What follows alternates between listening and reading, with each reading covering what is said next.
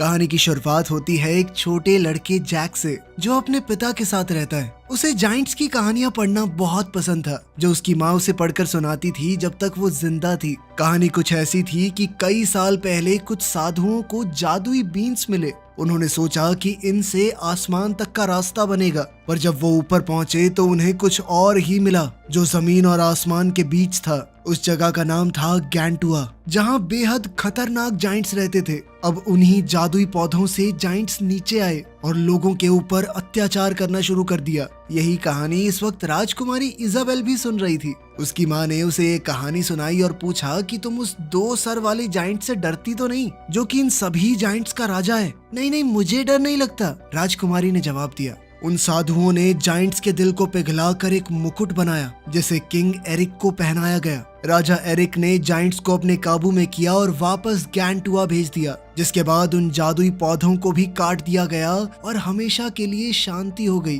राजा के उस मुकुट को भी राजा के साथ ही दफना दिया गया और ये कहानी एक किस्सा बनकर रह गई। जब जैक के पिता उसे सुलाने लगे तो लड़के ने पूछा कि जाइंट्स कभी वापस तो नहीं आ जाएंगे ना? उसके पिता ने कहा कि अगर ऐसा हुआ भी तो राजा के वंशज उन्हें रोक देंगे। लेकिन आखिर में वो ये कह के चले गए कि जाइंट्स जैसा कुछ नहीं होता। उधर राजकुमारी की माँ ने उसे कहा कि तुम राजा एरिक का ही खून हो। खैर, जब जैक के पिता उसके कमरे से गए तो लड़का फिर से कहानी पढ़ने लगा, जिसमें लिखा था कि एक दिन जाइंट्स वापस आएंगे, धरती पर इंसानों से जंग करेंगे और एरिक के वंशज को मार देंगे। 10 साल बाद जैक के चाचा ने उसे शहर भेजा अपने घोड़े को बेचने के लिए। उन्होंने कहा भी कि रास्ते में ध्यान मत भटकने देना। शहर पहुंचकर अब जवान हो चुका जैक अपना घोड़ा और गाड़ी बेचने लगा, पर तुरंत ही उसका ध्यान शहर के नाटक घर की तरफ चला गया। वहाँ लोग वही किंग एरिक और जाइंट्स वाली कहानी दोबारा से सुना रहे थे। नाटक देखते हुए जैक ने एक खूबसूरत लड़की को देखा। लड़की को भी पता चल गया था कि जैक उसे देख रहा है। अभी नाटक खत्म हुआ भी नहीं था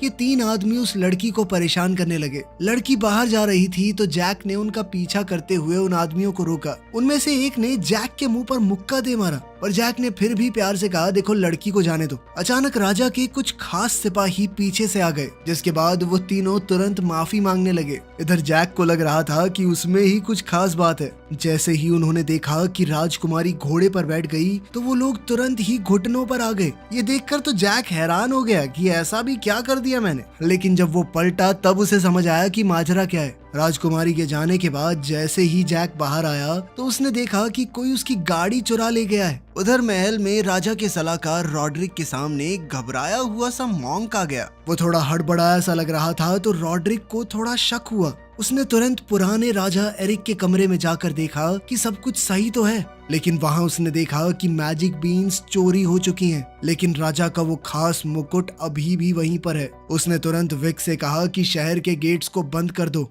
वो पुजारी किसी भी हाल में भाग ना पाए।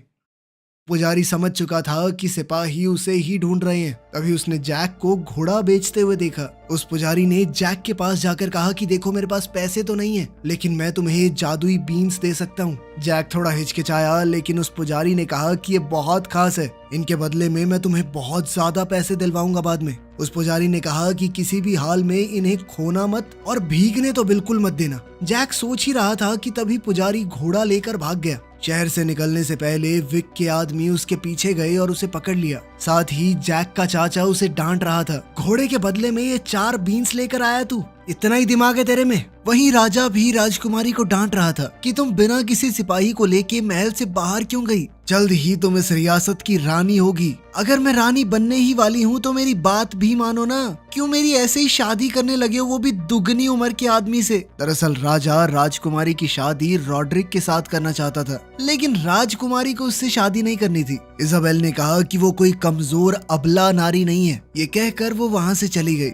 उधर जैक के चाचा ने गुस्से में वो बीन्स टेबल से नीचे फेंक दी और फिर तिल मिलाकर वहां से चला गया। इसके बाद हम विक और रॉड्रिक को उस मॉन्क से पूछताछ करते हुए देखते हैं। मॉन्क ने कहा कि बीन्स को वहीं रहने देते जहां दबा के रखे गए थे। इन्हें काले जादू से बनाया गया था, इन बीन्स को कंट्रोल नहीं किया जा सकता। रॉड्रिक ने उसकी बातों को अनसुना करते हुए उसे मार दिया। थोड़ी देर बाद जैक को अपने चाचा की चिंता हो रही थी जो इस वक्त तूफान में बाहर हैं। उसी समय राजकुमारी जो महल से भागी हुई थी रास्ता भूल गई। उसने जैक के घर की रोशनी देखी और उस तरफ चल दी। जब जैक अपने चाचा को ढूंढने जाने के लिए तैयार हो रहा था तभी राजकुमारी ने दरवाजा खटखटाया। जैक ने उसे अंदर बुलाया और दोनों बातें करने लगे। तूफान की वजह से नीचे जमीन पर पानी गिर रहा था जो धीरे धीरे जादुई बीन्स में से एक के पास पहुंच रहा था। जैक ने इजाबेल को जाइंट्स के बारे में वो किताब दिखाई जो वो बचपन में पढ़ा करता था। वो दोनों ऐसा दिखा रहे थे मानो एक दूसरे को पहचाना ही ना हो। जैक ने पूछा, तुम किससे भाग रही हो? जिस पर राजकुमारी ने कहा, तुमसे मतलब।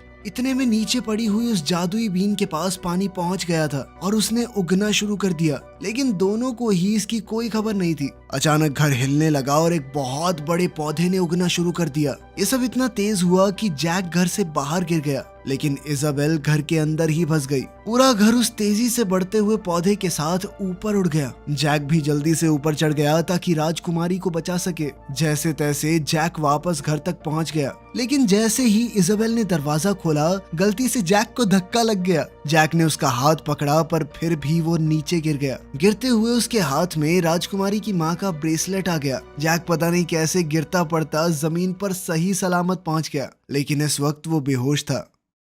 अगली सुबह उस बड़ी बेल को देखते हुए राजा भी वहां पहुंच गया। राजा ने उसे उठाया और पूछा कि तुम्हारे पास मेरी बेटी का ब्रेसलेट क्यों है? उसी बाजार वाले खास सिपाही एलमोंट ने जैक को पहचाना। फिर जैक ने सब कुछ बताया। राजा ने फैसला किया कि जैक, रॉड्रिक और एलमोंट मिलकर इजाबेल को ढूंढेंगे। थोड़ी देर बाद ये लोग उस बड़े पौधे पर चढ़ने लगे। रॉड्रिक तो कुछ अपनी ही चालें चल रहा था। जैक ने एलमोंट से पूछा कि ऊपर क्या होगा, क्या तुम्हें उस जाइंट्स वाली कहानी पर विश्वास है? एलमोंट ने कहा कि हो भी सकता है जाइंट्स हो। एलमोंट ने सीधी बात कही कि तुम ये सब राजकुमारी का दिल जीतने के लिए कर रहे हो ना। अगर उसने रॉड्रिक से शादी नहीं भी की तो तुम जैसे आम आदमी से तो नहीं करेगी। क्रॉन नाम के एक दूसरे सिपाही ने जैक को धक्का मारकर दूसरी तरफ पहुंचाने की कोशिश की, लेकिन जैक की पकड़ छूट गई और वो बीच में ही गिर पड़ा। उन्होंने उसे जैसे तैसे बचाया और फिर ऊपर चढ़ते रहे। ऊपर का रास्ता काफी लंबा था तो उनके कई साथी मारे गए। आखिर में उनके सिर्फ 6 लोग बचे थे। अगली सुबह वो सब जैसे तैसे उस पौधे के टॉप पर पहुंच चुके थे।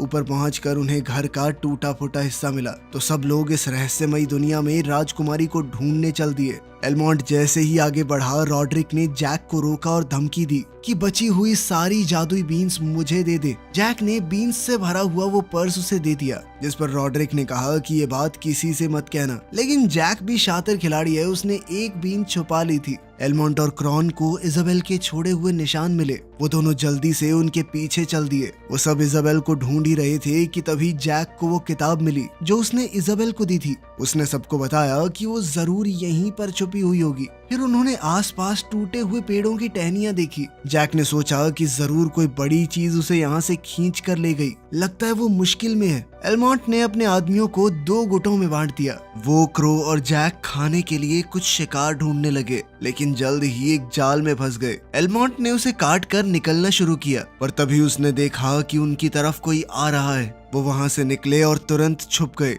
वहां एक जाइंट आया और उसने एक भेड़ को पूरा का पूरा निगल लिया। फिर अचानक ही उसे क्रॉ की महक आ गई। जल्द ही जाइंट ने क्रॉ को ढूंढ लिया। क्रॉ ने भागने की कोशिश भी की, पर जाइंट एक छलांग मारकर उस तक पहुंच गया। जाइंट उसे खाने लगा ही था कि तभी एलमोंट भागकर उसके पास वार करने आया, पर जाइंट ने उसे लात मारकर बेहोश कर दिया। अब जाइंट ने दोनों को पकड़ लिया और अपने साथ ले गया। जैक चुपचाप बिना कोई आवाज किए उनके पीछे चल रहा था। उधर दूसरा ग्रुप एक झरने तक पहुंच गया। उधर रॉड्रिक ने एक सिपाही को धोखे से कहा कि वो देखो राजकुमारी। जैसे ही वो देखने के लिए आगे बढ़ा तो उसने सिपाही को धक्का दे दिया। अचानक एक जाइंट विक को पकड़कर खा गया। एक और जाइंट वहां आ गया, पर रॉड्रिक ने समय रहते उस खास मुकुट को पकड़ लिया, जिससे उसकी जान बच गई। जैक जाइंट का पीछा करते हुए उनके शहर तक आ गया।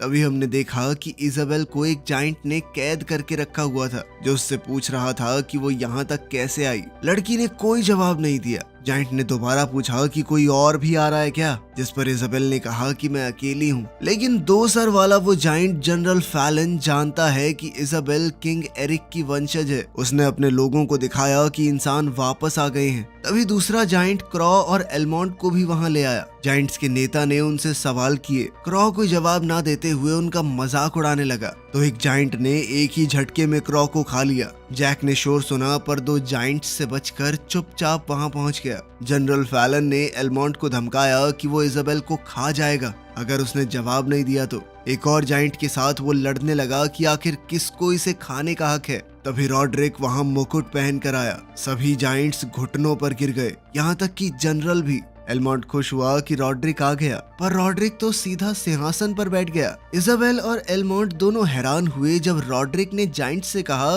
कि अब तुम लोग मेरे लिए लड़ोगे। हम कल सुबह धरती पर हमला करेंगे, अपनी फौज को तैयार करो। जनरल फैलन को ये बात बिल्कुल पसंद नहीं आई। इधर जैक ने एक कमरा देखा जहां धरती से चुराया हुआ सामान रखा था। इस सब के दौरान उसने सुना कि इजाबेल अपनी जान की भीख मांग रही है। जाइंट्स उसे खाने की तैयारी कर रहे थे। जैक तुरंत वहां पहुंच गया। जाइंट को कुछ ढूंढ रहा था। जैक जब इजाबेल को बाहर नहीं निकाल पाया तो एलमोंट के पास गया और उसे एक छुरा दिया। जब जाइंट वापस आया तो उसने एलमोंट को हर तरफ से आटे से ढक दिया और फिर ओवन में डाल दिया। शायद वो एलमोंट का समोसा बनाना चाहता था। जैक ऊपर चढ़ गया। इतने में एलमोंट ने आटे को तोड़कर खुद को बाहर निकाल लिया। अचानक जाइंट ने इजाबेल को पिंजरे से खींच लिया। जैक ने मौका पाकर एक बड़ी सी छुरी उठाई और जाइंट के अंदर घुसा दी। जल्द ही एलमोंट ने भी खुद को छुड़ा लिया। इजाबेल छुप गई और जैक जाइंट की पीठ पर लटक गया। जाइंट ने जैक को मसलने के चक्कर में अपने आप को दीवार पर जोर से मारा,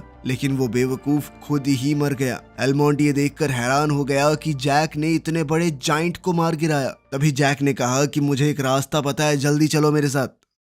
नीचे राजा ने अपने जनरल से पूछा कि क्या इस जादुई पौधे को काट देना चाहिए, जिस पर जनरल ने सलाह दी कि थोड़ा और इंतजार कर लेते हैं, वरना जो हमारे लोग ऊपर गए हैं वो भी वापस नहीं आ पाएंगे। जल्द ही जैक, एलमोंट और राजकुमारी नदी के किनारे आ गए, जहां उन्हें एक सोया हुआ जाइंट मिला। जैक ने सोचा कि मधुमक्खी के छत्ते की मदद से इसे जगा देते हैं, फिर ये भाग जाएगा, हमारे ऊपर ध्यान नहीं देगा। दोनों आदमी सोए हुए जाइंट के पास गए, छत्ता उसके मास्क में रखा और भागकर छुप गए। कुछ ही पलों में जाइंट हड़बड़ाकर जाग गया। उसका बैलेंस बिगड़ा और वो चट्टान से नीचे गिर गया। एक और मुसीबत से बच जाने की खुशी में इजाबेल और जैक गले मिले, लेकिन एलमोंट को ये पसंद नहीं आया। किनारे की तरफ चलते हुए एलमोंट ने कहा कि मुझे यहीं रुकना होगा ताकि रॉड्रिक के ऊपर नजर रखी जा सके। उसने जैक से कहा कि राजकुमारी को घर ले जाओ, अब तुम ही उसके रखवाले हो। इजाबेल ने एलमोंट को अलविदा कहा और दोनों वहां से चल दिए। इतने में वो बड़ा सा जाइंट जादुई पौधे के पास जा गिरा।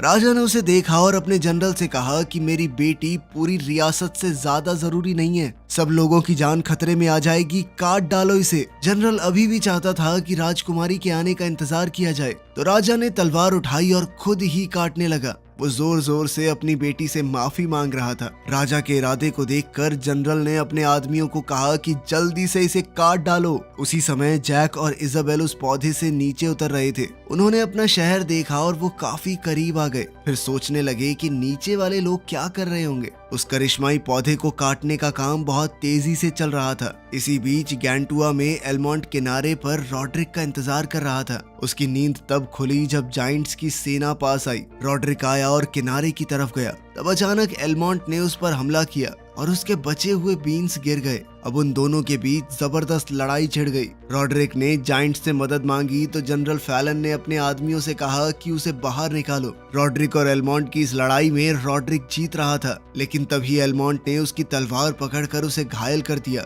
रॉड्रिक ने मौका देखकर एलमोंट को किनारे से धकेल दिया, लेकिन एलमोंट ने अपनी छुरी उठाकर उसे मार डाला। जाइंट्स ने पत्थर तोड़कर सुराख बनाया, पर वो रॉड्रिक तक समय रहते पहुंच नहीं पाए और रॉड्रिक मारा गया। लेकिन अब उन्हें ताज मिल गया था। जनरल फैलन ने उसे अपनी उंगली में पहन लिया और जाइंट्स का राजा बन गया। नीचे उस जादुई पौधे के पास आदमियों ने एक हिस्सा काट दिया। नीचे का हिस्सा कटते ही पौधा अजीबोगरीब तरीके से हिलने लगा। ऊपर इजाबेल और जैक ने भी ये महसूस किया। अब वो पौधा तेजी से नीचे गिर रहा था तो जैक ने इजाबेल से कहा कि मुझे जोर से पकड़ कर रखो। उधर एलमोंट भी स्टॉक पर चढ़ गया उसके टूटने से पहले। इस वक्त जनरल फैलन उसे देख रहा था। जैक और इजाबेल बड़ी तेजी से नीचे उतर रहे थे। जैक ने पौधे के एक हिस्से का रस्सी की तरह इस्तेमाल किया और दोनों उसे पकड़कर वहां से झूल गए। उस पौधे का ऊपरी हिस्सा जो एलमोंट ने पकड़ा हुआ था वो राजमहल तक जाकर गिरा, लेकिन उसके जमीन पर फटाक से गिरने से पहले एलमोंट कूद गया।